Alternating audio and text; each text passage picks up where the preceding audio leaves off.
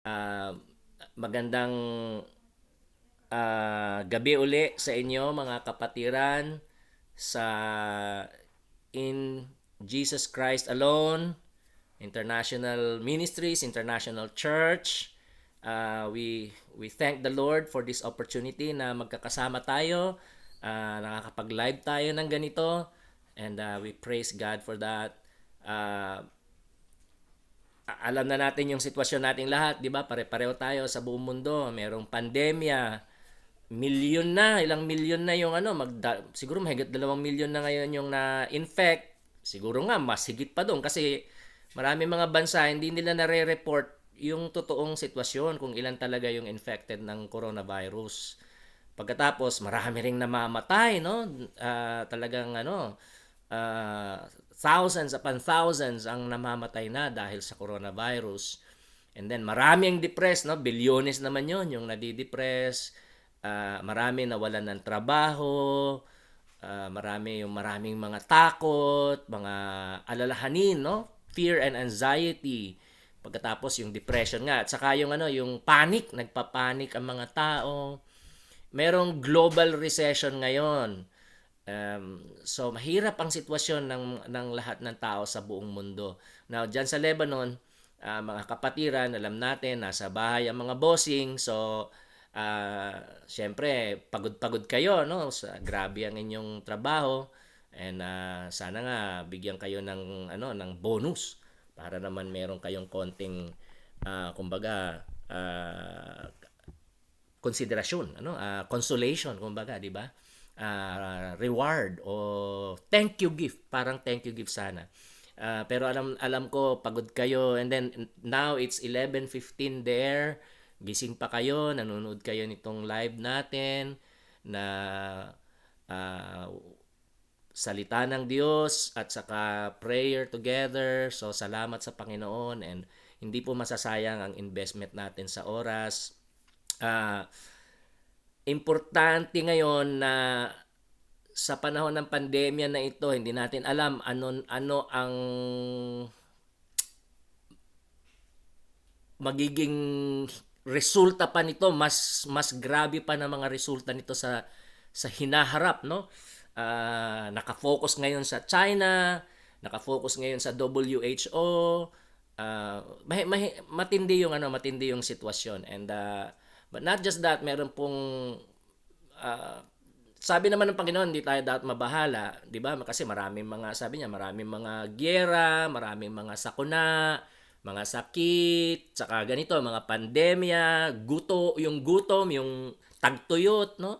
At iba pang mga kalamidad and mga disaster, gaya nung sa Pilipinas noon, no? Yung mga taga Mindanao nakaranas ng Sendong noong 2012. Tapos yung Pablo noong 2013. Yolanda, sa ano naman to, sa Visayas naman ito, noong 2014. Meron pa pala ako nakalimutan, 2010 yata yun, yung Ondoy naman, sa Luzon naman, ano. So nakaranas tayo ng mga ganong grabe mga bagyo na libo-libo ang namatay.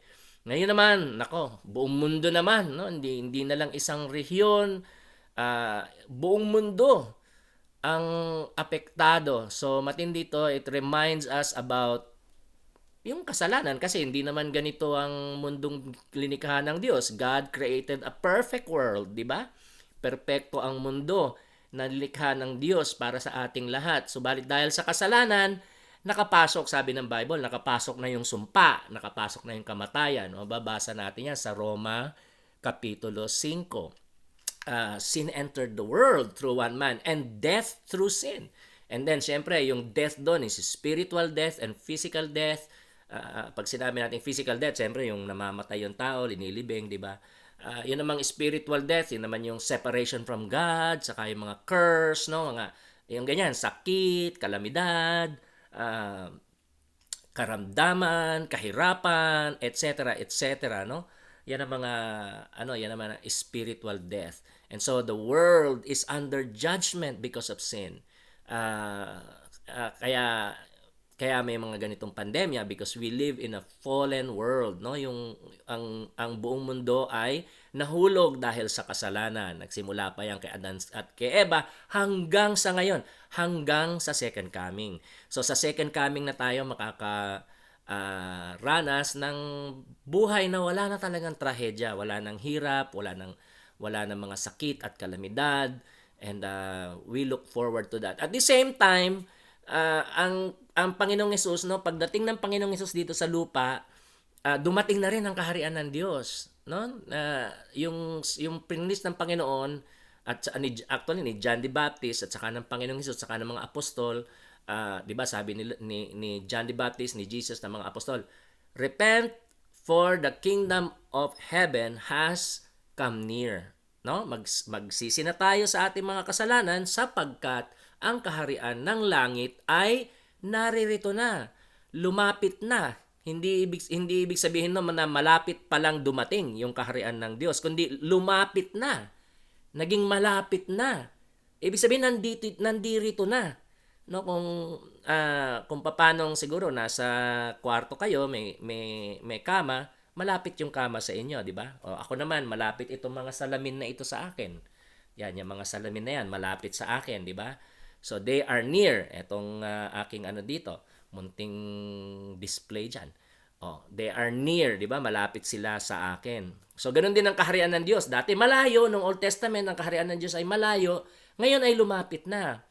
That is the kingdom of God. Now, yun ang pinaka-importanting maintindihan natin, yung power ng kingdom of God. Especially ngayon, no, kung ano man yung nararanasan ninyo, nakakaranas kayo ng sobrang pagod, nakakaranas kayo ng sobrang hirap, nakakaranas din kayo ng sobrang takot at pangamba para sa sarili nyo, at lalo na alam ko para sa mga mahal ninyo sa buhay, sa mga pamilya, anak, asawa, magulang, kapatid, etc. etc. doon sa Pilipinas at sa iba pang mga lugar. Nakakaranas tayo ng takot, nakakaranas tayo ng pangamba.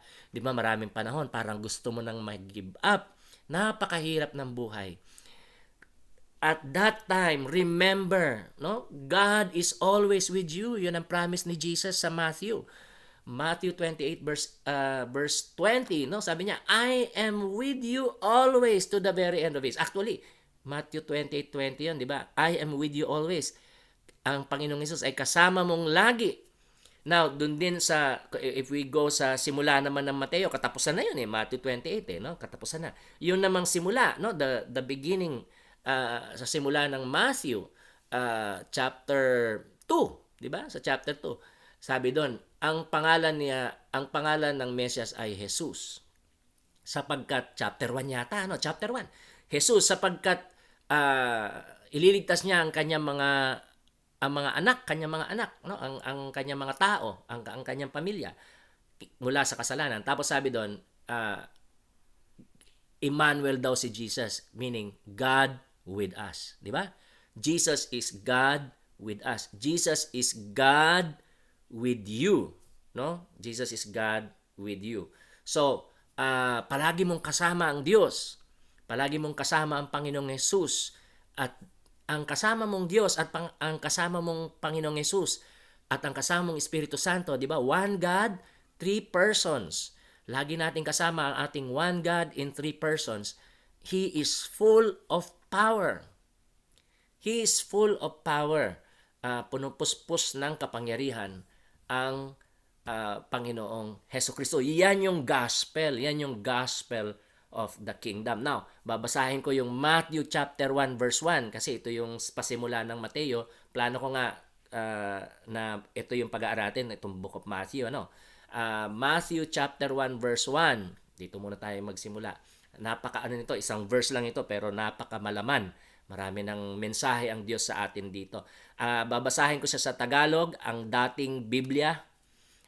Mateo 1 versikulo 1. Sabi dito, ang aklat ng lahi ni Hesukristo na anak ni David, na anak ni Abraham. No? Ang aklat ng lahi ni Hesukristo na anak ni David, na anak ni Abraham. Sa ESV naman, English Standard Version. The book of the genealogy of Jesus Christ, the son of David, the son of Abraham. Okay. Ang literal na English niyan, ano, literal na English niyan kasi yung 'di ba sa Tagalog, ang aklat ng lahi, 'di ba? Sabi diyan. Sa English naman, the book of the genealogy. Sa Grego kasi yon, sa Grego. Yung New Testament kasi sa Greek yan una isinulat eh. So yung Matthew chapter 1 verse 1, yung unang dalawang salita ng New Testament, no, Matthew at saka New Testament ay Biblios Genesios. Biblios Genesios. So Biblios means Bible or book, and then Genesios, 'di ba? Means generation or genealogy or 'yon, lahi, no? So literal English translation ng Matthew chapter 1 verse 1 ay ito. The Bible of the Genesis of Jesus, the Messiah, kasi yung Christ, ibig sabihin nun, Messiah, Mesias, no? Christ means Mesias. So, the Bible of the Genesis of Jesus, the Messiah, the Son of David, the Son of Abraham. Sa Tagalog, ang Biblia ng Genesis ni Jesus na Mesias, anak ni David, anak ni Abraham. Ang Biblia ng Genesis ni Jesus na Mesias, anak ni David, anak ni Abraham. So marami tayong matututunan na kagad dito kasi inintroduce ni Matthew, no? Ganyan ang pag-introduce niya sa Gospel of Matthew. And lahat 'yan, hango 'yan, lahat ng salitang 'yan, no? Yung Biblios Genesios o Bible of the Genesis o Book of the Genealogy o Aklat ng Lahi, galing yan sa Genesis. Yung Jesus, di ba? Book of Genesis of Jesus, Bible of Genesis of Jesus. Jesus, ano yan? Ang ibig sabihin ng Jesus ay Joshua. Alam niyo ba yon? No, 'di ba ang Hebreo talaga ng Jesus, Yehoshua, no? So Joshua 'yun, no? Yung Joshua sa Old Testament at saka si Jesus na Panginoon natin, isa lang ang pangalan. Okay? Yun namang Christ o Kristo, ang ibig sabihin nun, Mesias. Now, ang Mesias, literal, Masiak, no?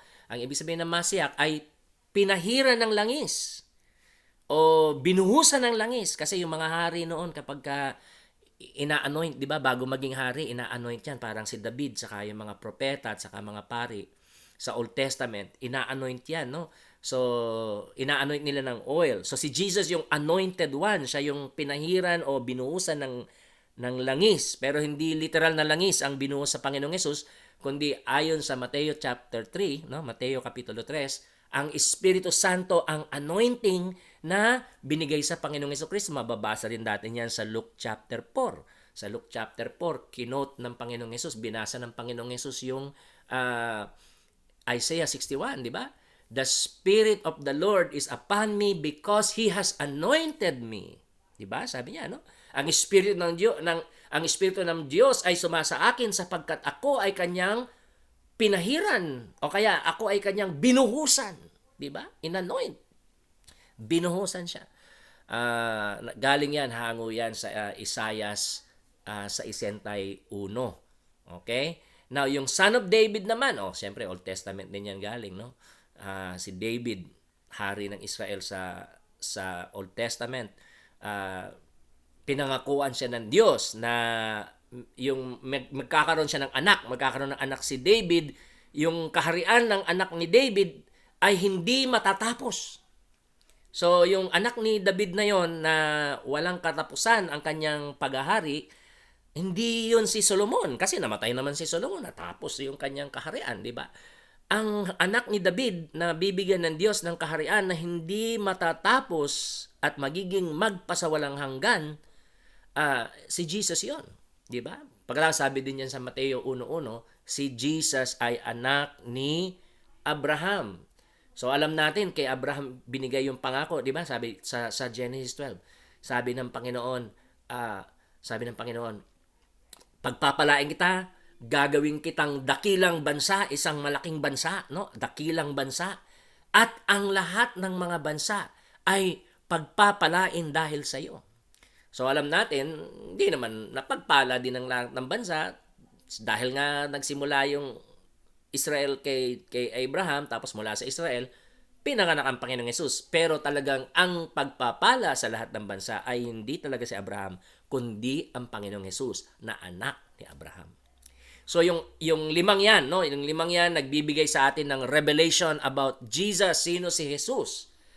At ano ang mabuting balita? Ano ang good news? At ngayon, etong si Jesus at ang mabuting balita, ang good news, ang gospel ni Jesus, yun ang nagbibigay sa atin ng lakas at kapangyarihan upang mapagtagumpayanan natin ang lahat ng mga temptasyon. At ganun din mapagtagumpayan din natin ang lahat ng mga pagsubok sa buhay. So mga kapatid, no, una, Bible of the Genesis, di ba? Yun ang first two words ng Mateo. And then since ang Mateo, siya ang unang libro ng New Testament, Biblios Genesios ang unang dalawang salita ng buong New Testament. The Bible of the Genesis. Tapos sabi diyan, Jesus. Tapos Messiah, Son of David, and then Son of Abraham. So 5, no? 5. Na ang unang-unang mga salita ng Biblia na nagbibigay sa atin ng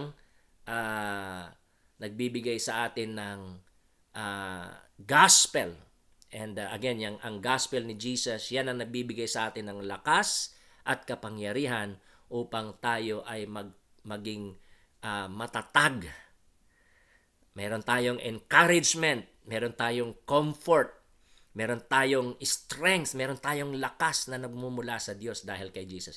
Hello po sa inyong lahat. Galing pala nasa Lebanon, Sister Maritia, nasa Bahrain, si Sister Maribel, of course, the Furio family, nandyan din sa Lebanon. And then Sister Lucy ho ba ang pangalan ninyo? Binanggit kanina, Julia, Sister Julia. Sister Julia naman nasa Bicol pala. Oh, hello sa Pilipinas, ano. Okay, so yung limang 'yon. Pag tignan natin ngayon yung una, yung sabi diyan, ang Mateo is the Bible of the Genesis of Jesus, no? So, Biblios Genesios. Now, yung salitang Genesis o Genesios sa Grego, Genesis sa sa atin, no, sa English, hango yan siyempre sa Book of Genesis, di ba? Yung Genesios na salita, mababasa natin yan sa Genesis 2:4. Nandiyan sa notes na binigay ko sa inyo. Genesis chapter 2 verse 4, Genesis 5 verse 1, Genesis 6 verse 9, etc. Ang amazing dyan, yung mismong salita sa Grego na Biblios Genesios o Bible of the Genesis, which is translated sa English version, mga English version na the book of the genealogy of Jesus, ganyan, the book of the record of the ancestry of Jesus, ganyan, no? Sa Grego nga, Biblios Genesios siya. Yung Biblios Genesios, meron kasi, yung Old Testament kasi sinulat yan sa Hebreo eh. Pagkatapos, before ipanganak ang Panginoong Hesus, na translate yan sa Grego. So, merong Hebrew Old Testament, yan ang original, pero meron ding translation yan na Greek New Testament, Greek Old Testament, yung tinatawag na LXX, o Septuagint, no? Greek Old Testament. Sa Greek Old Testament, yung Genesis 5:1, sabi doon, Biblios Genesios of Adam. Biblios Genesios of Adam. Genesis 5:1 yon. So, ibig sabihin, sinasabi sa atin ni Mateo na si Jesus ang katuparan ng Book of Genesis. Siya yung bagong Genesis. Jesus is the new Genesis, no? Siya yung bagong simula. Siya yung bagong linikha. Jesus is the new creation and He is the new Adam, no? Si Jesus yung bagong Adan. So napaka-importante po sa atin yan, no? Na si Jesus is the new creation and Jesus is the new Adam. Si Jesus ang bagong Genesis. Si Jesus ang bagong linikha. Si Jesus ang bagong Adan. Kasi, kaya importante sa atin yan sapagkat ang lumang creation, itong creation natin ngayon, 'di ba? Creation pa rin naman, maganda, 'di ba? Maski na may coronavirus, may araw, sumisikat yung araw, may tubig tayo, may hangin, 'di ba? So hindi naman puro bad lahat ang mundo, 'di ba? Marami ring good, magandang tanawin, maraming blessing, no? Marami tayong blessing na natatanggap mula sa creation na galing sa Diyos. Ngunit ang creation natin, itong creation na ito, ay bumagsak dahil sa kasalanan. 'Di ba? Napakaganda ng creation, pero dahil sa kasalanan ito ay bumagsak. Ang tao ay nagkasala at ang creation ay nasira. Kaya nga meron tayo ng mga ganyan, yung mga kalamidad, meron tayong yung mga sakit, karamdaman, recession, economic problems, family problems, merong mga fear, no, mga takot, pangamba, depression, etc., etc., may emotional problems, mental problems, physical problems, family problems, social problems, kung ano-ano, no? Merong government problems, may problema rin ang gobyerno, may problema ang bansa, may problema ang buong mundo, etc., etc. Ang daming problema. Kaya kailangan ng new creation. Kailangan ng new creation. So si Jesus ang new creation, no? Siya ang bagong linikha. Now, importante din na makita natin sa Mateo 1 nung kinausap ng anghel si Maria sa Mateo 1 versikulo uh, 18, no, versikulo 18. Ang pagkapanganak, basahin ko. Ang pagkapanganak nga kay Hesukristo ay ganito: nang si Maria na kanyang ina ay mag-aasawa kay Jose, bago sila magsama ay nasumpungang siya ay nagdadalang tao sa pamamagitan ng Espiritu Santo. At si Jose na kanyang asawa palibhas ay lalaking matuwid at ayaw na ihayag sa madla ang kanyang kapurihan, ay nagpasyang hiwalayan siya ng lihim. Datapwat samantalang pinag-iisip niya ito, narito ang isang anghel ng Panginoon. Siya ay nagpakita sa kanya sa panaginip na nagsabi, Jose, anak ni David, huwag kang mangamba sa pagtanggap kay Maria na iyong asawa, sapagkat ang kanyang dinadalang tao ay sa Espiritu Santo. At siya ay manganganak ng isang lalaki at ang pangalang itatawag mo sa kanya ay Jesus. O yun yung Joshua, di ba? Sapagkat ililigtas niya ang kanyang bayan sa kanilang mga kasalanan. At nangyari nga ang lahat ng ito upang maganap ang sinasalita ng Panginoon sa pamamagitan ng propeta na nagsasabi, narito, ang dalagay magdadalang tao at manganganak ng isang lalaki. At ang pangalang itatawag nila sa kanya ay Emmanuel, na kung liliwanagin ay sumasa atin ang Diyos. Sumasa atin ang Diyos. So, si Jesus, new creation kasi wala na, dalaga naman si Maria, di ba? Dalaga si Maria. Kaya sabi na ang ano ng mga theologian, ginamit ng Espiritu Santo ang laman at dugo ni Maria upang likhain ang Panginoong Hesukristo. Now, ang Panginoong Hesukristo, Diyos siya, so hindi siya linikha, di ba? Pero yung katawang tao ng Panginoong Hesukristo, linikha ng Espiritu Santo. So ang Panginoong Hesukristo, siya ay Diyos, di ba? Diyos anak. So siya ay manlilikha at hindi siya linikha bilang Diyos. Subalit ang kanyang katawang tao ay linikha sa sinapupunan ni Maria. Linikha ito ng Espiritu Santo. Mababasa rin natin yan sa Lucas Kapitulo 2, no? Na sabi doon, the Holy Spirit will come upon you. Sabi doon, the Holy Spirit will overshadow you. Yun ang term doon sa Lucas. And then, magkakaroon nga ng baby si Maria. Out of nothing. No? Out of nothing.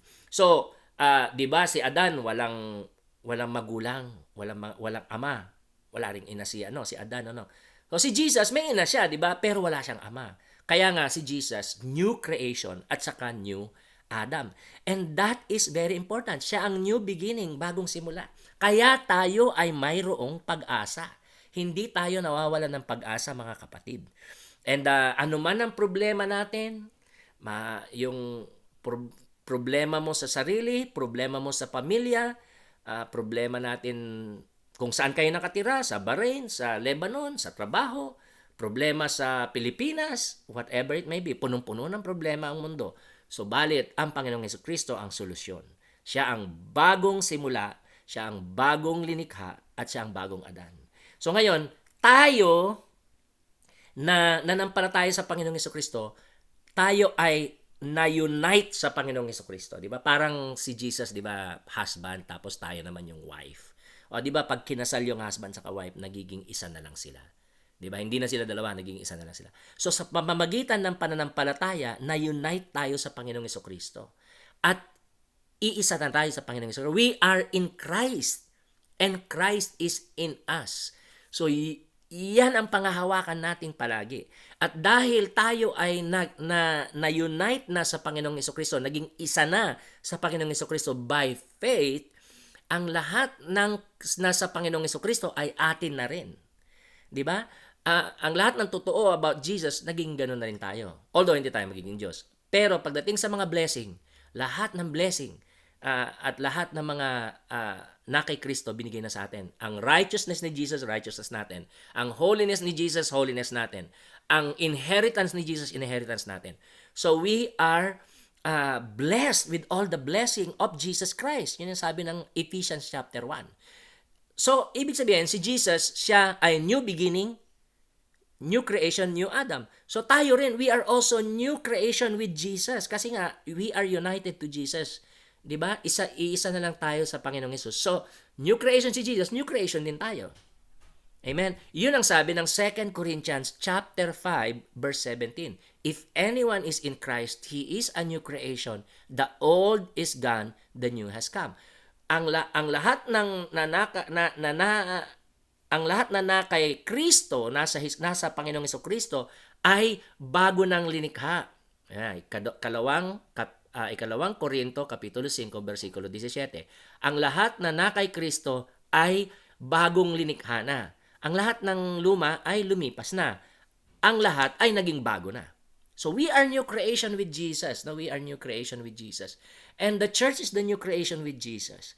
And that is very important. Kaya yung mga ugali natin na hindi natin maiwaksi, yung kasalanan natin na hindi natin magapi at maiwaksi, kaya natin yan. Kaya nating magapi ang kasalanan, kaya nating maiwaksi ang kasalanan, kaya nating mapagtagumpayanan ang kasalanan. At yun ang dapat na goal natin, di ba? Because of Jesus, naging new creation na tayo with Jesus. And because we are new creation with Jesus, punong-puno tayo ng kapangyarihan. Kasi the new creation reverses the curse of the old fallen creation. No?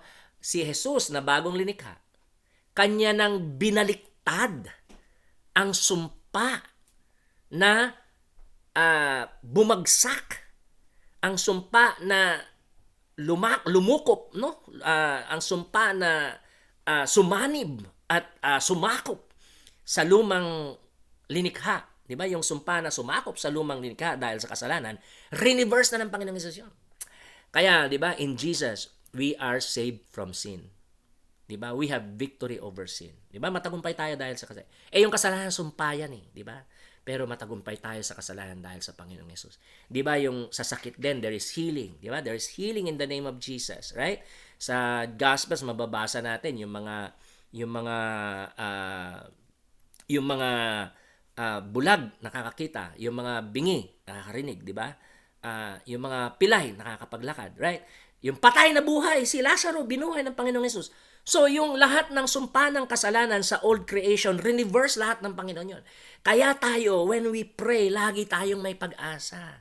Maski na depressed na yung, yung feeling mo, dapat lagi kang may pag-asa. Kasi totoo naman na lagi tayong may pag-asa. Yung pag-asa natin, pananampalataya natin, at saka pag-asa natin, at kapangyarihan natin sa Panginoong Hesukristo, it does not depend on our feelings and what we think. 'Di ba? Ang ating pag-asa at pananampalataya, ang kapangyarihan na binigay ng Diyos sa atin, ang presensya ng Espiritu Santo na binigay ng Diyos sa atin, yung kapatawaran ng mga kasalanan, new life, etc., lahat ng mga power at blessing ng Panginoon na binigay sa atin dahil kay Kristo. Totoo yan, nasa sayo yan dahil mananampalataya ng Kristo. All the time, no? Every second, every minute, every hour, every day, 24/7. Punong-puno ka ng grasya ng Diyos, punong-puno ka ng kapangyarihan ng Diyos, punong-puno ka ng Espiritu ng Diyos at mga pagpapalan ng Diyos lagi-lagi. 24/7. Dahil kay Jesus yan. Yan ang sinasabi ng Bible. Hindi yan nakadepende sa nararamdaman natin o iniisip natin. Sa nararamdaman natin, nadidepress tayo, para tayong walang kwenta, para tayong kawawa, hirap na hirap tayo, wala tayong katagumpayanan, napakasimiserable ng buhay. Yan, feeling natin yan. Naiisip natin yan, nararamdaman natin yan. Pero hindi yan ang katotohanan na sinasabi ng salita ng Diyos. Of course, totoo na nag-i-struggle tayo, nahihirapan tayo, bumabagsak din tayo, nagkakasala tayo. Ang dami-dami nating problema. Totoo lahat yan. Pero meron pang mas mataas na antas ng katotohanan at realidad kaysa dyan. At ito ang realidad at katotohanan na si Kristo ay namatay sa krus ng Kalbaryo para sa iyong mga kasalanan, para sa lahat ng iyong mga kasalanan. So, ibig sabihin, no, dahil sa Panginoong Hesus, ang lahat ng kasalanan mo ay pinatawad na. 100%.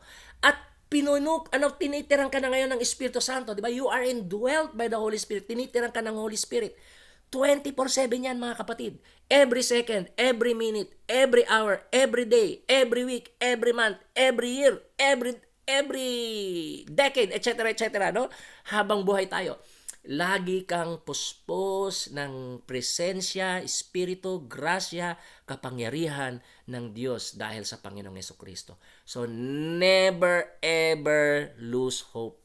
No, never ever lose hope, mga kapatid. We are the new creation. And then, si Jesus, He is the new Joshua, di ba? Jesus means Joshua. He is the new Joshua. Si Joshua, di ba, successfully dinala niya, linid niya away from the wilderness, di ba? Sa wilderness, tigang, di ba? Walang pagkain, etc. Lagi sila naglilibelde sa wilderness.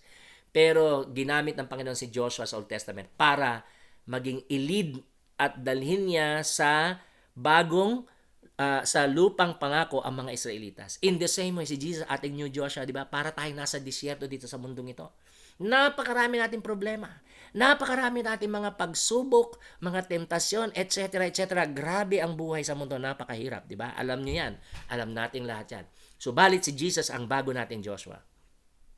He leads us to the promised land. Yung promised land natin, yung new heaven and new earth. Yung bagong lupa at bagong langit na darating pagdating niya sa second coming niya. Hinihintay natin yung new heaven and new earth na yon. Subalit, maski na wala pa tayo sa new heaven and new earth ngayon, meron na tayong foretaste. Yung kumbaga, meron tayong patikim. Natitikman na natin ang mga blessing, ang grasya ng Diyos at mga blessing ng new heaven and new earth na darating pa. Meron na tayong foretaste, patikim, di ba? Sample. Kaya, di ba, kaya sabi ni Lord, di ba, ask and it shall be given, seek you will find, knock and the door will be given unto you. Tapos sabi niya, come to me, all of you who are weary, I will give you rest. Bibigyan ko kayo ng kapahingahan. Yung rest na yan. Yan ang buhay natin sa new heaven and new earth. Rest. Magpapahinga tayo. Nako, ang sarap. Hindi na tayo kailangan magtrabaho, di ba? Hindi na tayo kailangan magpagal. Hindi na tayo kailangang maghirap. Hindi na tayo magkakasakit, hindi na tayo magkakasala, no? Magkakaroon tayo ng perfect rest doon sa new heaven and the new earth. Now, dito sa lupa, hindi pa tayo nagkakaroon. Nasaan na yan? Mateo 12 yan, no? Yung I will give you rest. Wala pa tayong perfect rest, pero natitikman na natin yung rest. Yung rest natin, yung pananampalataya natin sa Panginoong Hesus. Na maski na marami tayong problema, marami tayong pinagdadaanan, marami tayong mga paghihirap, and yet by the grace of God, we can rest in the Lord. Di ba? Sabi niya, do not worry about anything. Di ba sa Philippians yan? Do not worry about anything, but in everything by prayer and supplication, present your request to God. Lahat ng mga alalahanin mo, ibigay mo sa Diyos. Sa 1 Peter ba yun o 2 Peter? 1 Peter yata. Sabi doon, cast all your cares on me because I care for you. Sabi ng Panginoon, lahat ng mga alalahanin mo, i-roll over. Yun ang ibig sabihin ng cast all your care. I-roll over mo lahat ng mga alalahanin mo sa Panginoong Hesus, no? Because He cares for you. So we have rest kapag maski maggaano karami tayong problema. We give it to the Lord Jesus Christ because He is our new Joshua. Sa pamamagitan ni Joshua, na-conquer ang promised land, natalo lahat ng mga kaaway nila, na-conquer ang promised land, nagkatikim, nagkaroon ng rest ang Israel. Wala na sila sa Ehipto, wala na sila sa disyerto, nasa promised land na sila because of the leadership of Joshua. In the same way, because of the leadership of Jesus, papunta tayo sa promised land ng new heaven and new earth. And meanwhile, maski na nandito pa tayo sa mundong ito na may problema, we have rest in our souls because of Jesus. Hindi tayo nag-iisa. Kasama natin lagi ang ating Joshua. You know what Joshua means? Yahweh is salvation. Yun ang ibig sabihin ng Joshua. Yun ang ibig sabihin ng Jesus. Ang pangalan ng Panginoong Hesus ay Jesus, and nabasa natin kanina yon sa Mateo Kapitulo 1, versikulo 21. Pangalanan mo siyang Jesus sapagkat ililigtas niya ang kanyang bayan mula sa kasalanan. So Jesus saves. Jesus saves us from sin. Si Jesus, liniligtas niya tayo sa kasalanan at liniligtas niya tayo sa lahat ng sumpa ng kasalanan. Kasama na dyan yung sumpa ng sakit at karamdaman. Pisikal na sakit, emosyonal na sakit, mental na sakit, kung ano pang klaseng sakit yan, you can ask God for healing and He will heal you. Sabi niya sa'yo, di ba? Kung ikaw ay nabibigatan, lumapit ka sa akin. Bibigyan kita ng kapahingahan. Bibigyan kita ng kapahingahan. I'll give you rest. You will find rest in your souls. Di ba? In fact, maski nga yung mga nagpipray, kasi marami naman nagpipray, gumagaling, right? Pero meron din namang nagpipray, hindi gumagaling. Pero maski na hindi sila gumagaling at dumada, kagaya si Johnny Erickson Tada, di ba? Paraplegic siya. Si Johnny Erickson Tada, na-aksidente siya nung dalaga siya. Tapos, naging na siya, baldado siya from the neck down. Hindi siya pinapagaling ni Lord. Siyempre, pinagpipray niya na pagalingan siya ni Lord, pero hindi siya pinapagaling ni Lord. Biblical naman yon kasi si Pablo din, 'di ba, sa Korinto, sa unang Korinto. He prayed, unang Korinto, second Corinthians, I don't remember. Pero either of the two. Sabi na nagdasal siya na itong torn up the flesh, Panginoon, tanggalin mo po ito mula sa akin. Hindi tinanggal ng Diyos. Sabi niya, hindi, my grace is sufficient for you. Kaya we pray for miracles, praise God, may mga by miracle ay talagang pinapagaling sila ng Panginoon. Pero meron ding hindi pinapagaling. But even if hindi sila pinapagaling, God's grace is sufficient for them. Binibigyan pa rin sila ng rest in their soul. So again, we pray for miracles, di ba? Sakit, gumaling sa sakit, masolve yung mga problema natin. Pero kasi ang Diyos pwedeng yes ang sagot niya sa prayer natin, pwedeng no, pwede ring wait, di ba? We pray for healing, sabi niya, yes, i-heal niya tayo. O nag-pray tayong healing, sabi niya, no, hindi kita pagalingin. But my grace is sufficient for you. O kaya, wait, hindi mo na kita pagalingin, maghihintay ka. Whatever the answer of God is, we have rest in our souls. Kasi kasama natin ang ating Joshua. He saves us from sin. He saves us from all the curses na galing sa kasalanan. Amen? We always have hope. Very powerful ang Panginoong Jesucristo. May tanong si Sister Maribel, no, bakit daw hindi gumagaling yung iba? Iba-iba ng reason yung kay Paul, kapag pinuntahan natin yon. Sabi lang ng Lord sa kanya, my grace is sufficient for you. Kasi baka maging mayabang na daw si Paul kapag pinagaling siya ni Lord. Baka maging mayabang na siya, lumaki yung ulo niya. So sabi ni Lord, hindi kita pagagalingin, Paul. Sabi niya, but my grace is sufficient for you. Para patuloy na dadamdamin mo yan, dinaramdam mo. Pero kasama kita lagi at bibigyan kita lagi ng grasya. So sabi ni Paul, I boast in my weaknesses because when I am weak, then God is strong. Sabi niya gano'n, ano. So pero still, 'di ba, nag-pray si Paul ng milagro. So lagi tayong magpi-pray ng milagro. Lagi tayong magpi-pray ng healing. Pero yun nga, ilalagay pa rin natin sa kamay ng Diyos kung ano yung sagot niya. Kung yes, no, or not yet. 'Di ba? Wait. Okay, very powerful ang Panginoon. Nakita na natin yung Bible of the Genesis. Jesus is the new creation. Jesus is the new Adam. Jesus is the new Joshua. Now we will look into yung anointed one. Konektado yun dun sa Son of David. Kasi anointed one means siya yung binuhusan ng langis ng Espiritu Santo na maging hari natin, walang hanggang hari natin. No? He is the new and eternal King na Son of David. Kasi nga yun ang pangako kay David, na si David magkakaroon siya ng anak at ang kaharian ng anak ni David ay walang katapusan. Si Jesus, bago siya pumunta sa langit, Mateo 28 verse 18, sabi niya, all authority in heaven and earth has been given to me. Lahat ng otoridad, lahat ng kapangyarihan sa langit at sa lupa, binigay sa Panginoong Yesus. When you pray, remember that always, mga kapatid. No, punong-puno ng kapangyarihan at otoridad ang Panginoong Jesucristo na makakapag-solve ng lahat ng ating mga problema. Walang imposible sa Kanya. 'Di ba? Walang imposible sa Kanya. Kaya yung mga sakit at karamdaman, yung mga curse, kung merong drug addict sa pamilya, kung tayo mismo, talagang grabe yung mga temptation sa atin, grabe yung mga stronghold ng kaaway sa atin, we pray for freedom and we believe in Jesus who is the anointed one by the Holy Spirit and He is the new and eternal King. And also, son of Abraham siya. He is the Savior of the whole world. Di ba? Siya yung anak ni Abraham na magiging pagpapala, o siya na yung anak ni Abraham na hindi lang magiging, kundi ngayon na siya ay pagpapala sa lahat ng mga bansa. Di ba?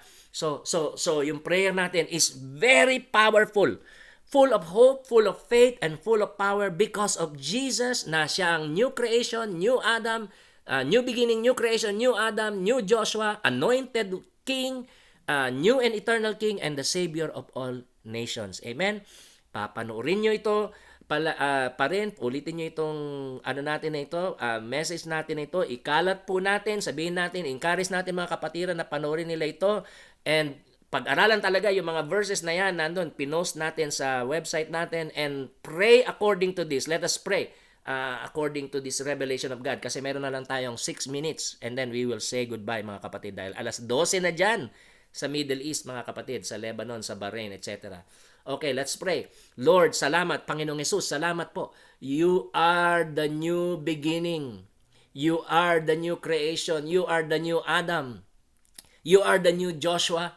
You are the anointed one, the anointed by the Holy Spirit to break every curse. You are the new and eternal King, and you are the Savior of all nations. All nations are blessed through you, Panginoon. Lord, salamat po, Panginoon. Lord, punong-puno po ng problema ang buhay, Panginoon. Lord, alam mo po ang buhay ng mga kapatiran natin sa Lebanon, sa Bahrain, sa Pilipinas, etc., etc.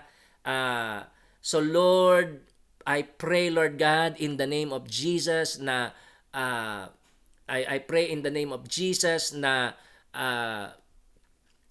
pagpalain mo po sila, strengthen their faith, O God, bless them, Lord, and encourage them, Lord God, na anuman po itong mga problema na ito, kasalanan, sakit, karamdaman, o mga temptation from Satan, o mga stronghold from Satan, mga curse, kahirapan, whatever it is, Lord, na problema, physical problem, emotional, mental problem, social problem, family problem, financial problem, problem sa bansa, problem sa gobyerno, whatever it is, Lord God, you are high and above all things. Sabi mo, ikaw ang King of Kings and Lord of Lords. At saka sabi mo, Panginoon, all authority, Mateo 28, versikulo 18, you have all authority in heaven and on earth. So, Father, in the name of Jesus, oh God, i-bless mo po ang mga kapatiran, Panginoon, with this faith. I pray, Lord God, for all, Lord, na mga nag-i-struggle with sin, nag-i-struggle with temptation. Father, in the name of Jesus, I pray for breakthrough, Lord God. Salamat because of Jesus, the new beginning, Jesus, the new creation, Jesus, the new Adam, Jesus, the new Joshua, Jesus, the anointed one, the new and eternal King, and the Savior of all the world. Dahil sa Kanya, Lord God, we are full of hope. We are full of light, Lord God, and we are full of power. And Lord, break, Lord God, break in the name of Jesus the power of sin. Break the power of Satan, Lord, sa kanilang mga buhay. Pati na rin sa mga mahal sa buhay sa Pilipinas. Kung meron man pong mga mahal sa buhay na inaalipin ng kasalanan, Panginoon, enslaved to sin, I pray, Lord God, in the name of Jesus, that you will break, Lord God, that bondage of sin. Yang pagkaalipin sa kasalanan, pagkaalipin sa bisyo, pagkaalipin, Lord God, sa mga curse, sa mga stronghold ni Satan. ang mga demonyo, Lord, sa pangalan ni Jesus, palayain mo sila. Lord, yung mga hindi pa po ligtas, Panginoon, sa mga mahal namin sa buhay. Iligtas mo sila, Lord. We pray for the miracle of the new birth upon them. And then, Lord, yung mga may sakit. Father, we pray sa mga may sakit, Lord God. Nothing is impossible with you. We pray for healing in the name of Jesus. Lord, kung coronavirus man yan, o cancer, o sakit sa puso, o kaya fear, anxiety, depression, mental, emotional issues, health problems, whatever it may be, Lord, in the name of Jesus, we pray for healing in the name of Jesus para sa mga kapatiran at saka para sa mga mahal sa buhay nila na mga may sakit at may mga karamdaman. And Lord, mga nangangailangan din ng financial blessing, Lord God, yung mga nawalan ng trabaho. Lord, in the name of Jesus, bigyan mo sila ng trabaho. Yung nangangailangan ng provision sa Pilipinas, Lord, marami naghihirap. At saka sa buong mundo na rin, Africa, India, lahat, Lord. Father, lahat ng mga anak mo, especially and even mga non-believer, we pray that you will supply, Lord God, all their need according to your riches and glory. Lord, provide, Lord God, for people, Lord. Show mercy, Lord God, and provide for people. Ipakita mo sa mga tao ang iyong kabutihan, Panginoon. And now, Lord, I pray for strength sa mga kapatiran. Lord, strength, Lord God. Comfort and strength at saka wisdom and Lord, just bless them, refresh them, Lord, physically, spiritually, emotionally, mentally, in every area. I-refresh mo ang mga kapatiran, lalo na yung mga nagtatrabaho, yung mga bossing nila nasa bahay. We pray, Lord, be with them, Lord. Tulungan mo sila. Proteksyonan mo rin sila, Lord God. Proteksyonan mo sila sa mga krimen. Proteksyonan mo sila sa mga masama, Lord. And bless them, Lord God. Bless them, Lord, in the name of Jesus. Fill them, Lord God, with your grace and your blessings, Lord. Lord, salamat po ng marami, Lord God. We pray also na yung mga vaccine, saka mga gamot na coronavirus, Lord, maimbento na at Lord, magsimula na, Lord, yung healing ng mga tao. Lord, salamat na nagpa-flatten na yung curve sa sa maraming bansa. We pray that you will continue your work, and especially, Lord, yung development ng vaccine at para matigil na ang pandemyang ito, Panginoon. Salamat po ng maraming o Diyos. Thank you because you answer our prayers. Help us to continue to pray. Lord, help us to continue to remember itong good news about Jesus, the new beginning, the new creation, the new Adam, new Joshua, anointed one, new and eternal King and Savior of all nations. Help us to remember this good news, Lord God. And help us to pray according to this good news, Lord. Para kami mapuspos ng iyong grasya, mapuspos ng iyong kapangyarihan, at ang aming prayer ay magiging effective, Lord God. Father, thank you so much. Effective ang prayer namin because it is based on the gospel of Jesus Christ. Salamat po, Lord. Bless each and every one, Lord. In Jesus' name, amen and amen. Okay, babay na sa inyo. May tanong series bago ako magbabay pala. Bible of the Genesis meaning Bible of the beginning. Pinanggalingan ni Jesus po? Hindi. Kasi yung yung exact phrase na yon, yung Bible of the Genesis o Biblios Genesios, nasa Genesis 5:1. Sabi ron, the Biblios Genesios of Adam. Tapos binigay ngayon doon from Adam, kay Adam nanggaling si Seth, ganyan. So ibig sabihin, it's not about the beginning of Adam, but it's about what came out of Adam. Okay? Ano yung galing kay Adan. So ganun din itong Matthew chapter 1. Yung Bible of the Genesis means si Jesus yung Genesis, mula sa kanya hindi ito tungkol sa kung saan siya nanggaling, kundi kung na siya yung bagong simula, mula sa kanya nagmula ang church. Mula sa kanya nagmula ang church, which is the new Israel. Okay? So it's about yung Bible of the Genesis, hindi tungkol sa pinanggalingan ni Jesus, ng Panginoong Jesus, kundi tungkol sa nanggaling sa Panginoong Jesus. Amen? Okay, God bless you. Matulog na kayo. Oo. 12:00 na dyan. Okay, God bless. Bye-bye. Riz, sana malinaw yung aking paliwanag. God bless you all and we'll keep praying for each other. Bye-bye.